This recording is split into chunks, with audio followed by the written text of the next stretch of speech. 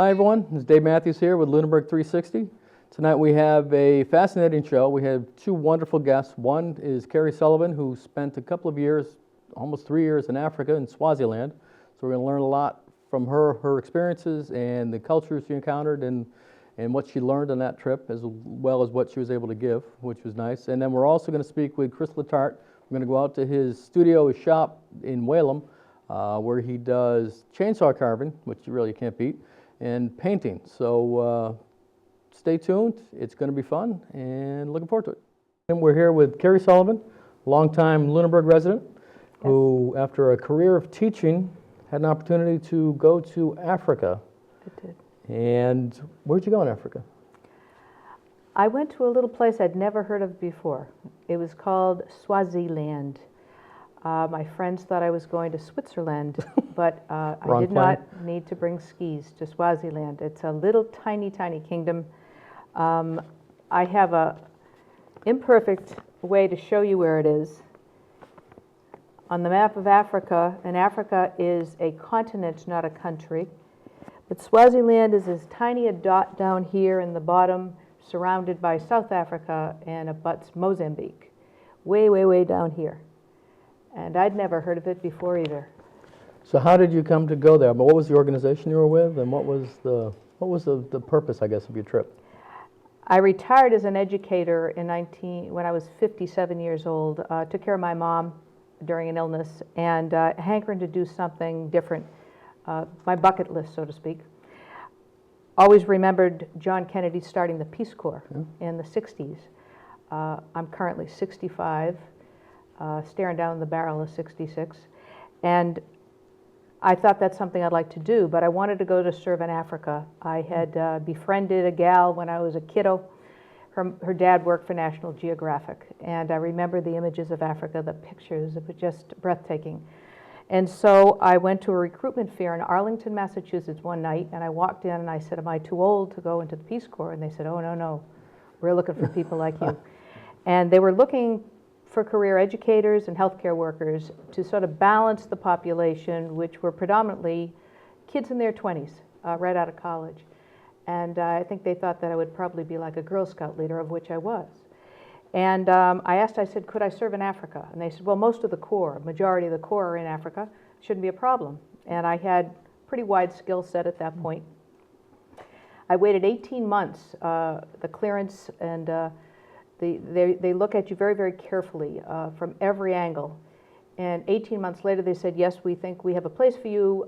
You'll probably be going to Uganda. I said, fine, it's in Africa, that's okay with me. And just before I was to leave in October, I got a call from Peace Corps, and they said, we've canceled the Uganda tour, and you're not going to Uganda. I said, oh, well, I was really disappointed, all ready to go to Africa. And they said, but we still want you to go. We'd like you to go to the Middle East. And they wanted me to turn that around in about 2 weeks. And I was taken aback, and I said, I don't think so. And I talked to my daughter, who had served in the Teacher Corps, Teach for America. And I asked her what she thought, and she said, Mom, it takes great commitment and sacrifice to do this. Don't go someplace that you're iffy about going to. And I said, no. And I waited 6 more months, but anyway, long story short, they finally called me just before Christmas of that year, and I said, well, what's the story? Do you still want me? And they said, yes. Would you go to Swaziland? And I said, where is Swaziland? And so that's where I went. I went to that little, tiny, tiny place in the bottom of Africa. Cool. And what was the goal of your mission there? I had hoped to backdoor into healthcare. I'm a career educator, but I wanted to be a doctor. Always wanted to be a doctor, but I grew up at a time where it's very difficult to become a doctor, especially for young women. So I told them I would do healthcare, and they said, well, you're really an educator, and we'd like you to do some work in education, primarily with HIV/AIDS, obviously. Swaziland had the greatest death rate of AIDS in the world. And I said, I'll do whatever you want me to do, if it's a little bit of education, a little bit of healthcare. And when I dropped into Swaziland, I did almost everything else too, which is typical of Peace Corps work. You don't go, people would say, what's your job? And your job is really everything, all the time, whatever happens. When I arrived, there was a nationwide teacher strike, so there were no schools to be open. And so we had months and months of like, what are we going to do?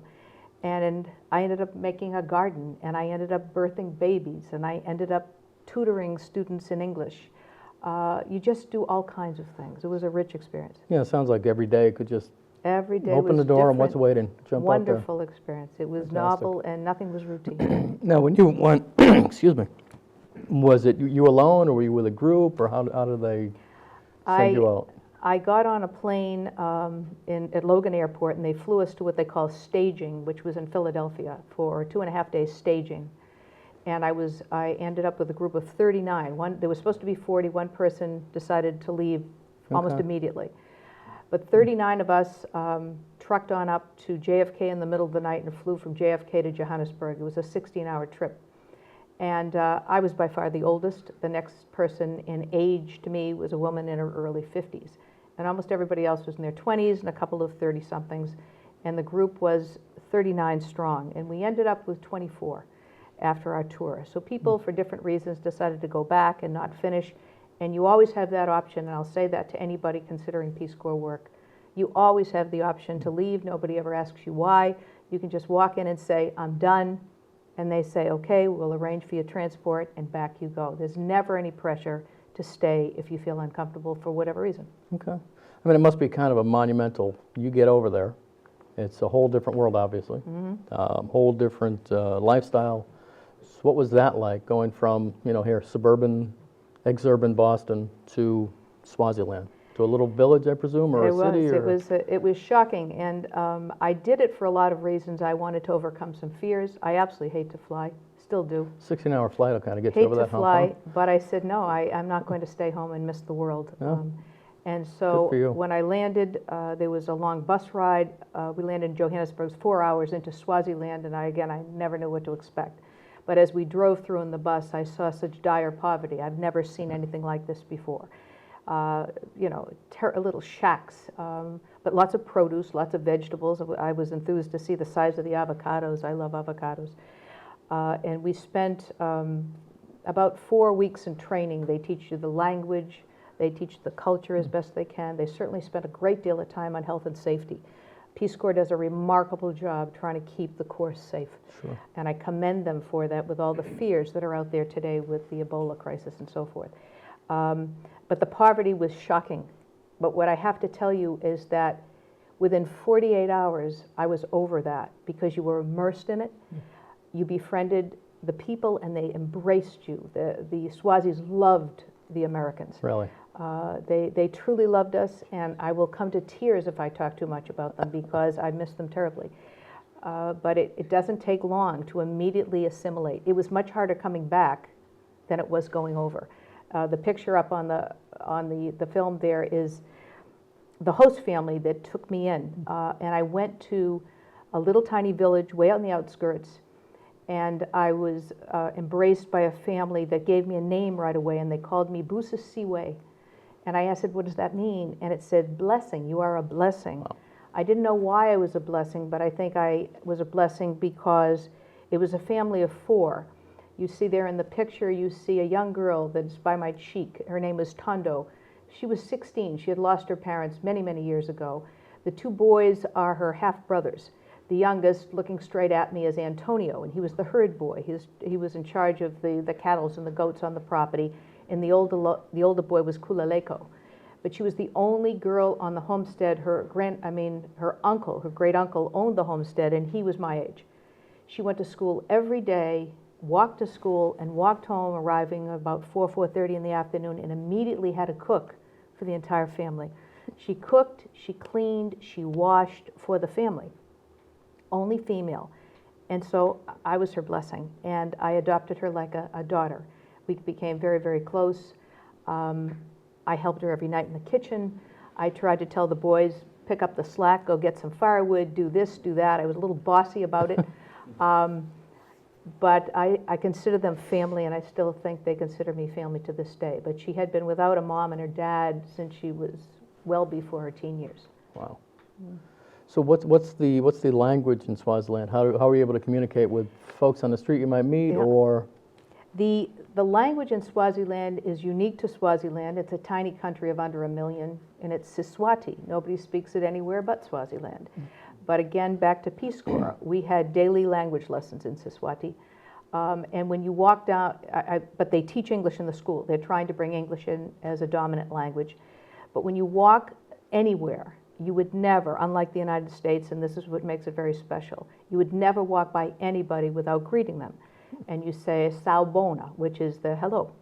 "Sani bonani" would be the plural. "Unjani," you say. Unjani means how are you? You would never walk by without making eye contact. You wouldn't just say, "Hey Dave, how you doing?" and walk on. You'd never do it. You'd say, "Sao bona, unjani," and you'd wait, and you would say, "I'm fine, how are you?" And you have these pleasantries that we do not have here. Right. And you do it with absolutely everybody you meet. You don't ever have to see them ever again, but you never pass without a greeting, and it's considered very disrespectful if you do not greet the person. Yeah. You know, it sounds like so much more advanced a civilization. You know, we sit in America and we kind of get the ugly American thing going, right? Where we think we've got everything going and we've got the perfect situation, the perfect culture.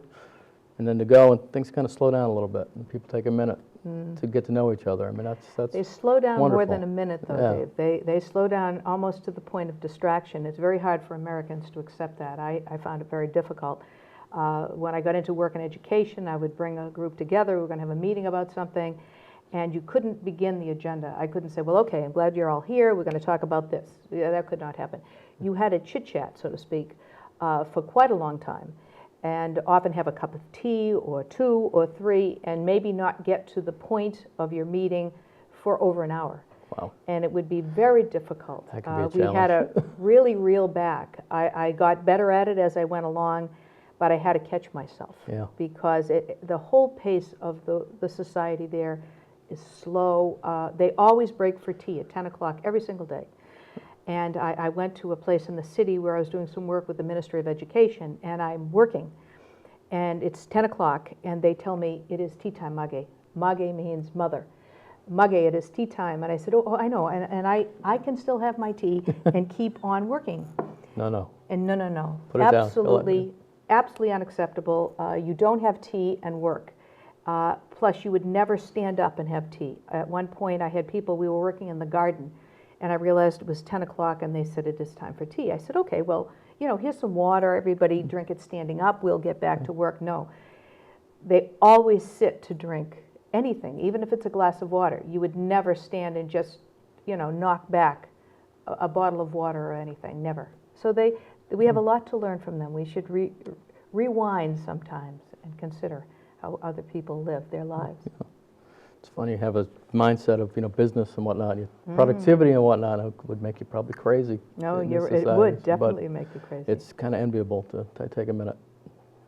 So what's their, what do they do to sustain themselves, I guess? I mean, I'm sure everything's different. In the city, it's one thing. I mean, how big a city is it? It's the capital, there are two major cities. Capital city is Bonn, and the second largest city is Manzini. And there is some commerce there. Produce is big. They have huge pineapple plantations. Coal, they still export coal. Asbestos, we were talking about asbestos, but the mines are closed. They have very, very little natural. They have timbers, they have forests, but they have not planted them themselves. The South Africans have come in to plant the forest. Many of the people are unemployed, and they live just to sustain themselves. The king affords them a little lot of land, and you're supposed to grow your food on that lot of land. And that's why I learned to garden. I'd never gardened vegetables before, but I learned from the Swazis, this is how you sustain yourself. Corn is the staple product, and they use it for everything, and it is like our silage corn here. It's not our sweet corn.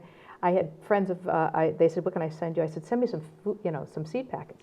And they said, like what? I said, oh, send me some butter and sugar corn.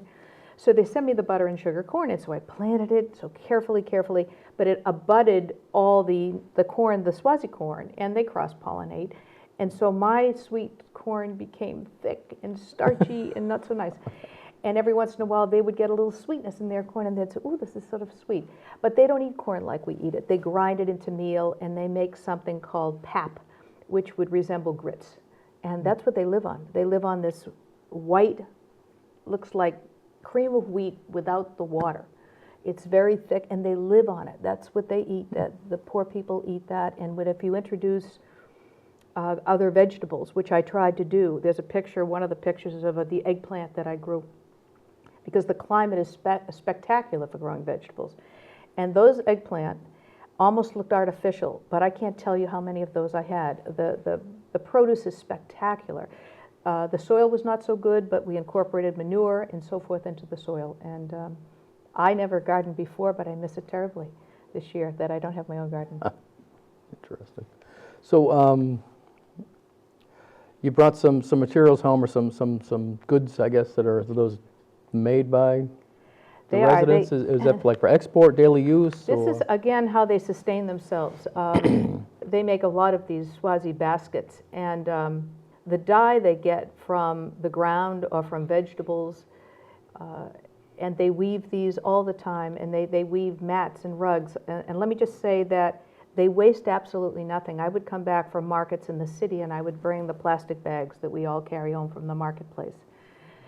And there's no place to recycle there. They don't recycle anything. But they found that plastic bag so valuable. And I thought, well, why? They would take the plastic bags and they'd make almost like a rope out of it, and they'd weave it, and they'd make rugs and mats that were plastic. Therefore, they were pretty durable. They wasted nothing. We would slaughter a chicken, which was one of my least favorite things to learn how to do there, but I felt I had to do it. But when you slaughter the chicken and you cook the chicken, absolutely every part of the chicken was eaten. The bones of the chicken, which are soft, thank God, but they would always eat the bones. I mean, they would eat the meat, but they would also eat the bones. They would eat the head, the neck. The hardest thing for me to live with the chicken feet, because they sort of clawed up, and they had the nail on the end of the foot. And the only thing I saw a Swazi spit out was the nail on the end of the foot. They loved those chicken feet. My dad used to eat pig's knuckles, and I used to think that was disgusting. But after watching them eat chicken feet, which I never came to like, but they would waste nothing, because there was a time when they were starving, and they're totally everything. And the greens they would go and pick, which I thought were weeds in the garden, and they would make the most wonderful vegetables out of these weeds. I introduced some garlic and some onion and things like that, and we really jazzed it up a lot. But they were delicious the way they cooked. I came to love it very much. So chicken bones, you just grab off a hunk and chew? Chew and chew. And if they had the luxury of meat, we had friends come from the States, and they took us into the city, and we went into town to eat. And we hadn't had much beef, and had an occasion to have some beef. I don't know if they were ribs or what. I think they may have been ribs of some kind. And we had the ribs, and I said, we will bring the bones home to the dog. There was a dog on the homestead. And so I brought all the bones home for the dog, and I put the bones in the dish for the dog outside. The dog had no name, but I called the dog Buddy. And I said, these will be for Buddy. And I went into the house, and I was coming out to do something else, probably to use the latrine. And all the children ran to the dog's dish and grabbed those bones and just enjoyed those bones. And they would eat as much of the bone as they could possibly, even the beef bones, which are much harder. But the chicken bones, they ate almost all the chicken bones. So you kind of introduced trick-or-treating to Swaziland. Yeah, they did. And they relished them. And they were, it was their source of protein. It was healthy for them. Wow. Yeah. So you said, everyone accepted you, everyone embraced you. I mean, is there any issues with safety or concerns, anything like that, or was it just? I have to say that the best thing I did in terms of decision making going into the Peace Corps was I went at the age that I did. I was in my mid-60s. I was glad I wasn't in my mid-20s. I always felt safe. I was revered because elderly people are treated with great dignity. There aren't a lot of elderly people there. They don't live that long. But if you do, they do everything for you. I would be embarrassed sometimes where I'd be queuing up to get on public transportation, and they'd pull people off to make sure I got a seat. And I was embarrassed. I said, no, I will wait. But the young Corps volunteers, the girls, very difficult, because constantly getting, tremendous unwanted attention from the young men, because their culture is very, very different. They don't understand how a young woman would be over there unattended. Even myself, they'd say, well, where's your family? Where's your husband? Who let you come over here?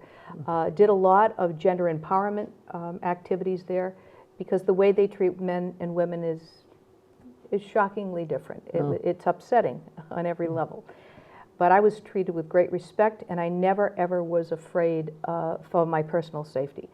Was I afraid? I was petrified of the size of the spider I once found in my home. I was petrified. I thought I would have a heart attack. I was so scared. The spider was easily that big, not counting the legs. And You didn't I was eat it? petrified. That's like a meal right there. It was a meal. I was so afraid. I killed it with a shovel, and there were other animals. There's a picture there. There were lots of snakes in Swaziland. Some of them were deadly snakes. Swazis don't wait. They kill the snake, and then they worry about whether it's deadly or not.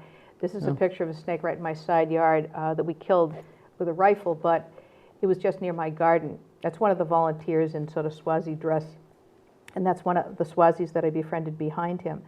But there were snakes. There are a lot of very, very dangerous snakes in Swaziland. I think they say more than anywhere in the world.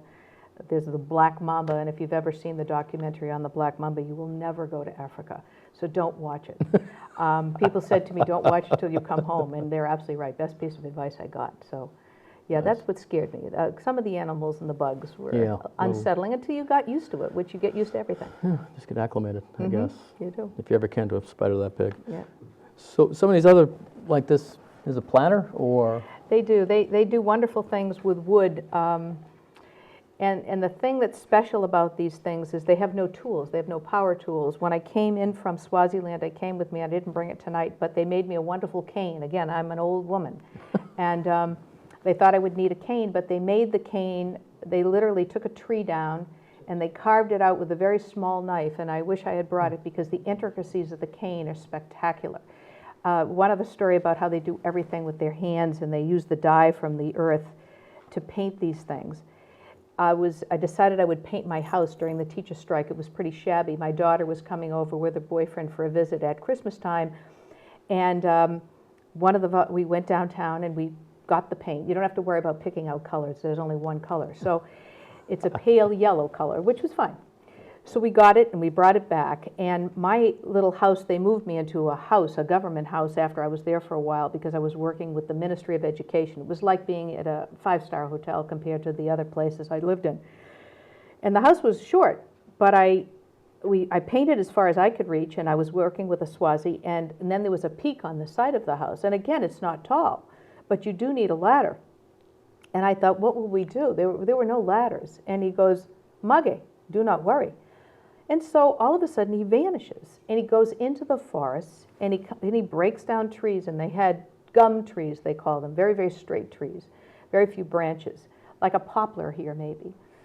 And he came back over his shoulder with these two big long things, and we cut some pieces for crossbars, and I had acquired some nails somewhere, maybe like 10 nails. And he made a ladder, and he just made a ladder on the spot, up to the peak he goes, with the paint and the brush, and we just painted the top. And it was like no big deal. Everything was, don't worry, it's easy, we can fix this. Nice. Nothing was a problem to do. Yeah. Wow. So how long were you actually there? My tour, Peace Corps sends you over for 2 years, plus 3 months of training.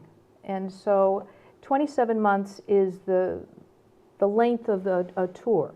You can extend if you want to for another year. They don't like you to stay beyond that because the people get so dependent on you. They fall in love with you and you fall back in love with them twofold. I was there actually maybe 30 months. I stayed a little bit longer, and I would still be there today, but my daughter became engaged back here, and I missed home in that respect, but I long for it all the time, and I will go back this winter. Really? God willing, I will. For a visit or? For a visit. Okay. I still do some curriculum work. I was working with the ministry, and they'll send me over documents, and I'll edit them and respond and send them back, thank God for the internet. That's only in the capital city, though, out in the rural areas where I really want to return. The Swazis would sometimes say to me toward the end when they knew I was leaving, and others, not just me, they would say, we hate the Peace Corps. And I'd say, oh, don't say that, you don't hate the Peace Corps. They said, we do, we hate the Peace Corps. I said, why? They said, because they give us you, and we love you, and then they take you away. And so it's heartbreaking. Yeah. It is heartbreaking. you feel like, and they embrace you like family. They don't embrace you like you're a visitor in any way. Yeah. I mean, that's an incredible opportunity to have that much impact on someone's lives, to have that close a connection, that short a time. You get And that's more strong. than you give, and for people to go over there, first of all, I would have to say is, don't be afraid of it. With, again, the Ebola scare and everything, everybody is so afraid. I think we are more afraid of Africa than any other place in the world for some reason. I don't know why. It's one of the reasons I wanted to go. But we need to take more risks, not fewer risks, if we're going to understand the rest of the world and our neighbors beyond our shores. I felt the Peace Corps had my back always. I knew how they would evacuate me. We had some political unrest while I was there. We did evacuation drills. We were ready to leave. They evacuated some volunteers in Mali near us and put them into Swaziland. But the medical care, the dental care, thank God for the government's generosity in taking care of us when we were there. I was never afraid, and I hope that more young people, and even some of us older people, will not hesitate to go over and serve. You'll come back a different person with a different point of view. And the image of America is often that of the clenched fist. We need to show them the gentle outreach as well, because they would want to talk to me about Obama as a president. Very interested in that, but they don't understand so much about the Western culture, and they're fearful. The young gal, I had some women that birthed babies with me, and they just didn't know. They had no prenatal care. They didn't even understand how it was going to happen. Really, they didn't. And so I hope they are more understanding just from the conversations that we had. And you just do little bits and pieces of things. And as I said, I came back having benefited, I'm sure, more than they did. But hopefully satisfied that you left something behind. Did a lot with young girls and young mothers. There's a lot of need there. Yeah. And it's such an incredibly valuable thing, again, that cross-pollination. It's like the corn, right? Yes, it is. They get a little taste of what real American people are like, as opposed to the politics and the noise and the clenched fist. Yeah, they get to see what real people are all about. And you get to, as you're educating, you learned an awful lot. So they did, and they would see, you felt guilty sometimes because you had so much here. And so you needed to learn and tell them how much they had. And they really do have a strength. Their sense of community is beautiful. You have it here in Lunenburg. And don't ever lose that. Don't ever lose that sense of community and that sense of family. Their families just fall apart pretty quickly. The number of people that I lost, friends that I lost to all kinds of different death, car accidents, big one. Transportation accidents are a very big cause of death. But there's an extended family. Children are never alone. They're immediately embraced by the neighbors and people that know them, and they're just brought into the household, and as I was. Yeah. So that it's a loving, loving country, and thank goodness they love America. And I'm grateful for that, because it was a good experience. Yeah, sounds Wonderful, like it. Yeah. Well, I appreciate you coming in. This was great for us to hear about this. Appreciate you taking the time. My pleasure. Continuing your Glad education. to talk about it anytime. Yeah, no, it sounds like... Don't be afraid of Africa. Do not be afraid of Africa. There we go. There's a life lesson for there for everyone to take. Okay. Thanks, Dave. Thank you. Appreciate it. A pleasure. So for our next segment, we're going to journey over to Whalum Road. We're going to visit with Chris Letarte at Whalum Painting and Woodcraft. He is an artist. He works with a chainsaw, which you can't beat, and paint, and he creates all sorts of different statues and artwork, and he's going to show us some of his process. So it's going to be fun.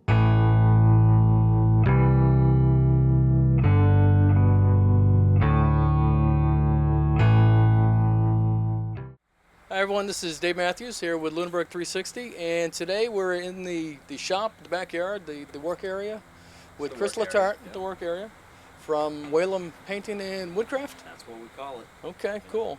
Tell the folks what you do.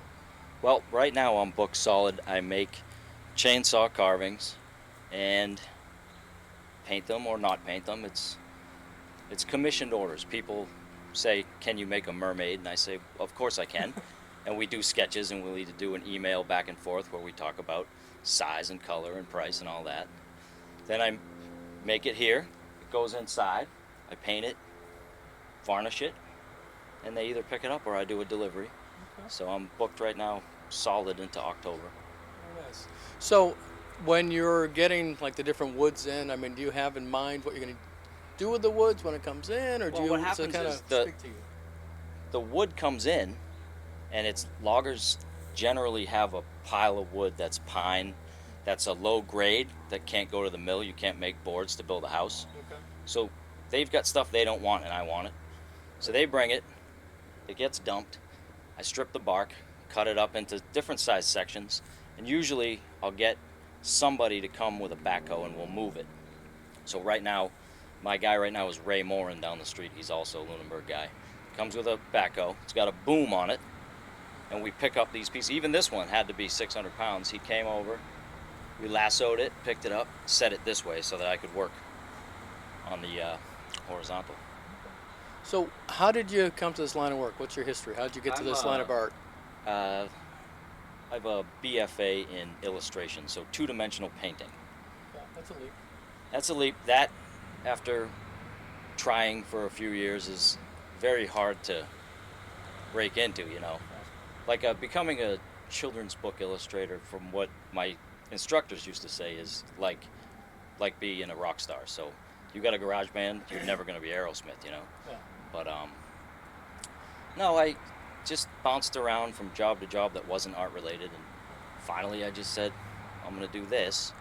I had bought a book and a VHS tape So you're self-taught. in 2002 just to get the ball rolling, and then the rest is self-taught. If you have the artistic vision, you Sure. and then it's the tools. Half of my time is taking care of chainsaws and figuring out. Now I'm a small engine mechanic also. Well, you got to, right? You Over have to. time, or else you're down the shop. Yeah. Nice. Is it all chainsaw, or is there It's- other chisels and? It's chainsaw. Once I get the basic idea, as you can see, we draw where we're at. So this is going to be a dog's ear, and that's his, that's going to be his leg and his haunches. But the only other tool I actually use all the time is an angle grinder with a sanding disc, different grit sanding discs. And then when all's said and done, just like the bear you saw in the garage, the darker is a burn. So I have a torch. It's almost like landscapers use to burn weeds in driveways. Okay. It's a flamethrower, really, but I'll burn it. And if that looks good, I'll leave it. If it doesn't, I'll sand it some more and then burn it again. So you've got like the most fun job in the world, because it's chainsaws, it's burning stuff, it's Right. Okay. Not a bad game. No. No. It's all the things I do enjoy, yeah. And I mix in other things that I like. Just recently did a Comic Con, so I made some Oh. superheroes. Okay. I like comic books, it made sense. So they loved it. I'm going to go back and do the New Hampshire one in September. Nice. Okay. I do the Boston one, but they're always booked up and they're a lot more expensive to. Sure. Well, yeah. Anytime you go to a trade show or Yeah. whatever, it tends to be Yeah, a pretty big everywhere I investment go, in your I end. pay for the table, but some of them cost more than others. Yes. But you make one sale usually, Okay. and So hopefully it's paid. worth it. You know, last one I did, I made enough to pay for the weekend, pay for the hotel, because the kids always come too. Yeah. It's a whole thing. We have fun. Nice. So what's your family situation? You got kids here? in Yeah, there's Lunenburg? a 3 and a 6-year-old Nice. inside right now with my wife, who she teaches school, so she's Oh, okay. she's home. Now, are you Lunenburg origin? I'm What did you do? Lunenburg. I mean, technically I was born in Worcester, but just because my grandparents were Worcester, and I'm not even sure of the story as to why I was born there. But no, I'm born and raised here. I went to art school and then came home. Okay. And now, as far as the finishes on the wood, I mean, what's your process? You know, what do you use for materials, and then what's the useful life of it? And then how do you maintain? I am softwood, so Yeah. it's pine or spruce or sometimes hemlock, and a lot of it is what they bring me, what the loggers bring me, Okay. and then it's a process where I learn what's best, and then it gets carved, sanded, burnt. I bring it in.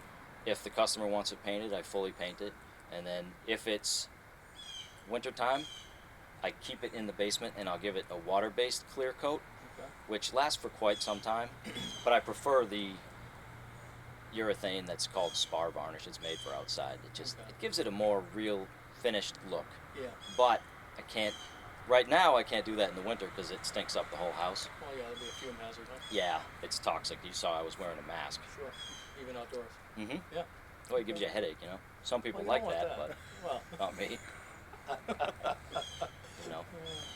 But, you know, some people want natural, so Okay. I'll be at the Boston Seafood Festival this Sunday, and I make whales and things to bring there, and I'll always leave something natural. Yep. Because if someone sees one that's painted, oh, I wish it wasn't, then you have one that's not painted, and Okay. you know. And I take orders at those things too, so even if they don't buy something, they'll usually call me later with some ideas.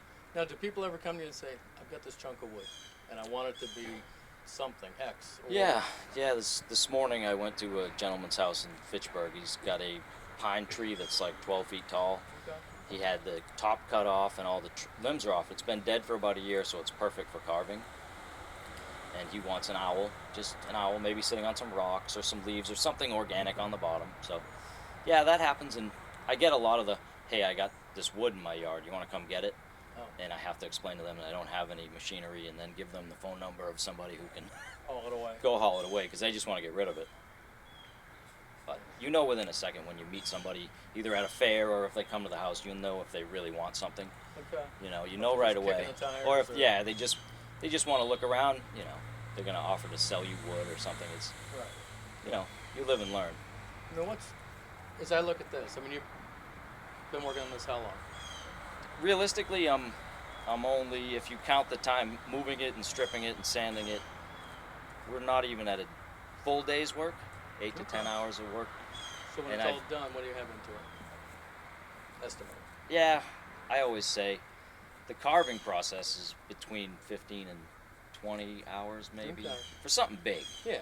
Little things like a little bear, or in the wintertime I make snowmen. I can make a Oh, cool. snowman in an hour, Okay. you know. Everything. So more detail is more time, Sure.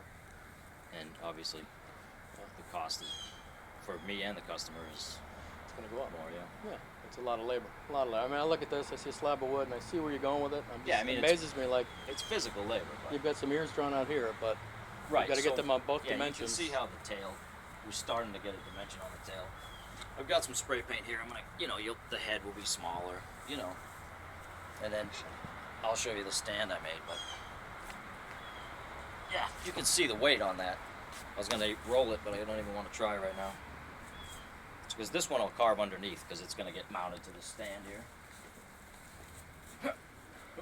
Coming back. Yep. Yeah, it'll get mounted to that stand, and then when I go deliver it, it's gonna get bolted into concrete. Okay. And as far as life, like you had asked your last question, this one off the ground is going to last forever. Okay. And when someone buys something that sits on the ground, I always tell them, put it on a rock, put it on some Get bricks, it up off. put some trap rock under it, so because it's like a live tree. If it Sure. sits in the wet, it's going to suck the wet up, Yeah. and it's going to rot from the inside out. Okay. So if they're taken care of, I think they can last quite some time. Okay. And do you recoat them? Yeah, I will. That's an option. I tell people, if you bring it back within a year, if you want a tune-up or a coat, I'll do it. And then after that, I'll have to charge them, but not, just a menial charge of, Sure. Well, the it's gallon time, of it's labor. the But gallon then of they know. urethane or whatever. Yeah, they know.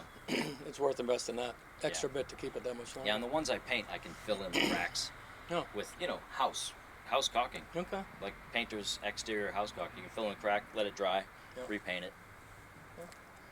You know. You said this stand, is this something you had made up? This stand was made down the street, another Lunenburg business, Bryco Welding. Huh. I drew them a picture and told them about how much weight I needed it to hold. And they made it And there. yep, It's a substantial piece. yeah, specific. See, the last dog I did like this was mounted to a 600 or 700 pound piece of granite, Wow. which I delivered. My father and I in the back of his F-150. Very nice. We rolled it out, rolled it up as a couple stairs. It was Quite a treat that it was a big install. This one's gonna go easier. So I'll get this on this, finish carving it and paint it, then get the whole thing into the Okay. back of a truck. Nice. Whether or not I need someone to move it for me, or by the time I cut another 150 pounds off of it, 2 guys will be able to pick it Very up. manageable. Yeah. Right. Okay. Nice. No, it's just interesting. Lunenburg business, Yeah. supporting Lunenburg business with Bryco. Yeah, see, I've helping you out. learned in the last few months that I can't do it all myself. Yeah. I used to, last year before I made friends with Ray down the street, I would have rolled this around the corner and up this hill. And it would have taken me all day. Then I would have stood it up and leaned it down, and that would have been a full day's work. And he comes over in It's like a couple 10 minutes. Yeah. Right equipment, right tools. Yep. Nice. Good to see. Yep. Okay. So if people want to get in touch with you, you've got a website? Yeah, it's just whalenpainting.com. Okay. And there's an email link in the website. And I'm all over social media. My Facebook page just broke 1,000, which is probably 90% of how I get my work. But the funny thing is it's still very local. Yeah. It's Facebook, but it's still very local. I haven't paid them to advertise, really. Right. So it's organic. The people that like the page are people in a 60-mile radius, you know. Interesting. And realistically, you could build something, carve something for anybody anywhere in the country. I could. Have it shipped. I have. Should there be an interest? I have 2 American flags, not made yet, but they will be being shipped to Great Bend, Kansas, Okay. coming up in August. Cool. But Cool. the shipping it gets you. Yeah. So just the weight on the estimated weight on the flags to go to Kansas is going to be in the $80 to $100 just to ship it there. Sure. So that's what I tell people when they're thinking big, I have to talk them down a little smaller if it's something that I can't deliver. Because I'll deliver anywhere from Mass, Connecticut, Rhode Island, New Hampshire, Maine, as long as it's within a couple hours. Reasonable. Sure. Yeah. And I've met people halfway too. Okay. Must be an interesting transaction in the rest area. Well, we were at the Manchester airport, and I had a 3.5 foot tall Boston Terrier dog I carved in the back of the car. The Sell it security that way. came up. Oh, really? Yeah, they wanted to know what that was, but it turned out they just were interested in what it was. Like, we want to see it, that's cool. Not like, why do you have a dog in the back of your car that's made out of wood, and that, we need to check that for security reasons. They were interested, that's all. You find that a lot of people are just interested, which Sure. is pretty awesome. It catches your eye. I mean, even driving down Whalen Road here, Yeah. the whale tails out there. Yep. And you drive by, it's like, what's that all about? It took a while for people to figure out what that was all about. Yeah. So now most of the people in the area know Okay. that I make things. You know, the other day a guy just randomly, I'm working with the chainsaw. A guy I turn around and he's right there. Hey, how you doing? Whoa, I guess you are a carver, he says. I guess he just was checking on me. Sneak up on a guy with a chainsaw is not a good idea. I don't That's think it's just a good idea. Of course, For both of you. I also wear the mask and the ear protection while I'm carving with the chainsaw. So You got the Michael Myers mask? yeah, it's what I have learned is that I've made friends with a guy who brought me some wood, and his father did this for years. Yeah. He now has something wrong with his brain. They can't figure it out, and they can only equate it to something in the pine that he's been breathing in all these years. I think that or the sealer.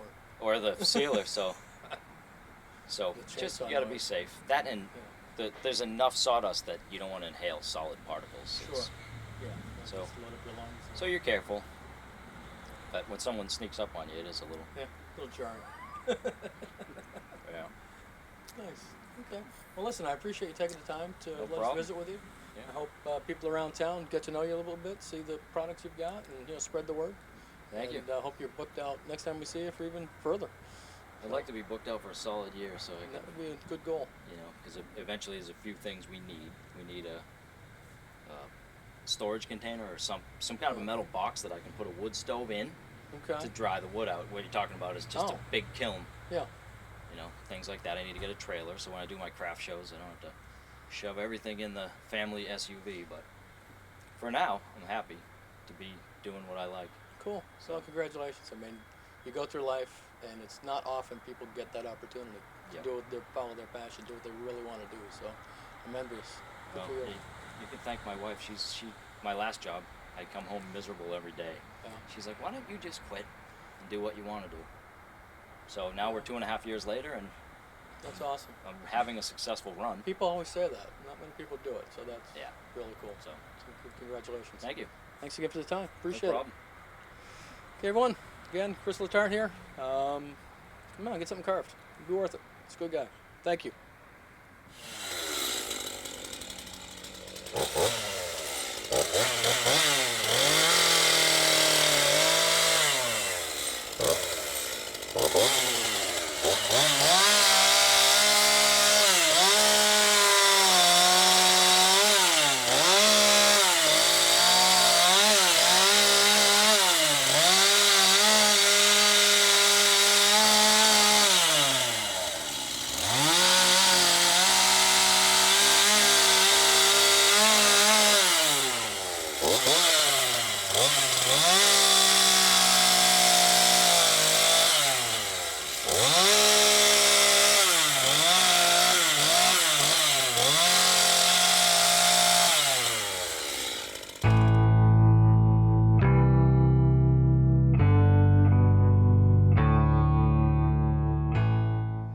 Well, everyone, thanks for watching. I hope you enjoyed our show. Again, I want to thank our guest tonight. Kerry Sullivan was very, very informational, very interesting. I thought, hope you did as well. And of course, the artwork and the craftsmanship of Chris Letarte. Check them out. Just consider something you could put in your yard. It'd be well worth it. So, thanks again. Good night, everyone. Have a great month, week. We'll see you next time.